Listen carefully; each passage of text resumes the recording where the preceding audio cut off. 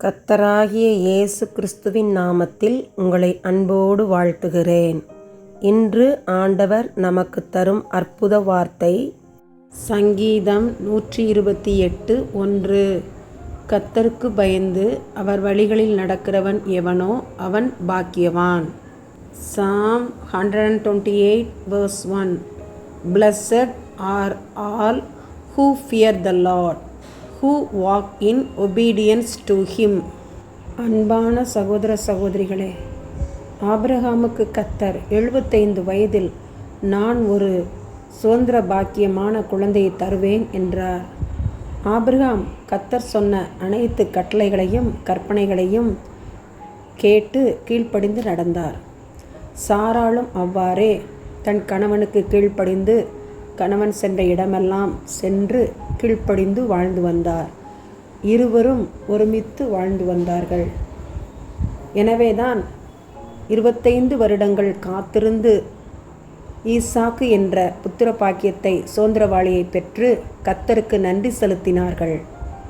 எபிரேயர் ஆக்கியோன் விசுவாச வீரர்களின் பட்டியலில் ஆபிரகாம் சாராளுக்கு இடம் கொடுத்திருக்கிறார்.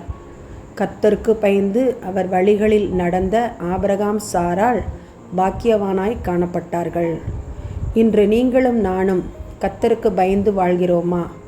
அவருடைய வழிகளிலே, அவருடைய கற்பனைகளிலே, கட்டளைகளிலே, கர்த்தருடைய வசனங்களிலே நடக்கிறோமா?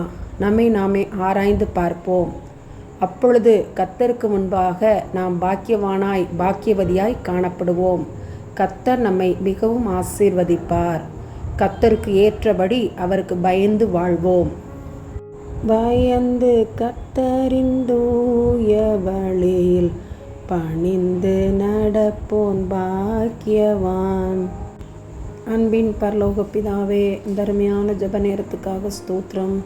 எங்களை தாழ்த்தி உம்முடைய பாதத்தில் ஒப்பு கொடுக்கிறோம்.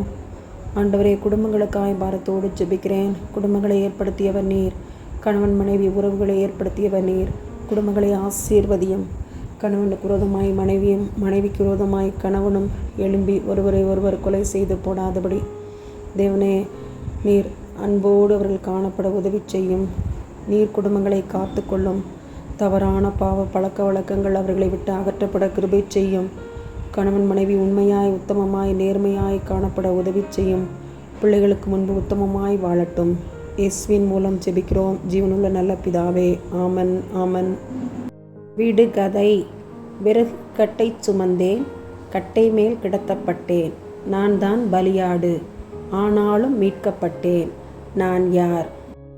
விடை ஈசாக்கு. நன்றி.